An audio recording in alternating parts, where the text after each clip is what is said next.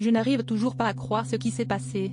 J'étais assis dans la cuisine avec son père, trop près, trop intime, quand elle est rentrée plus tôt que prévu.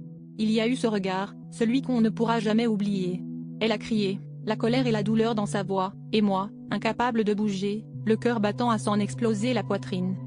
Avant ça, tout le monde disait que j'étais trop jaloux. J'avoue, j'avais peur de la perdre, je surveillais ses moindres gestes, je m'énervais dès qu'un homme la regardait. Mais personne ne savait que, pendant qu'elle me reprochait d'être possessif, je passais des heures à parler avec son père. On riait, on se confiait, c'était devenu addictif. J'aimais ce sentiment de compréhension, de complicité, qui me manquait avec elle. Le pire, c'est que je me suis convaincue que ce n'était rien de mal, que c'était innocent. Mais la vérité, c'est que je recherchais chez lui ce que je n'arrivais plus à trouver chez elle. Et quand elle nous a surpris, j'ai vu dans ses yeux qu'elle avait tout compris. Elle m'a accusé de la trahir, pas seulement comme petite amie, mais comme être humain. Elle est partie, et je suis resté là, assis à côté de son père, le silence plus pesant que n'importe quel cri. Je croyais que ma jalousie allait tout gâcher, alors qu'en fait, c'était ce secret partagé qui m'a détruit.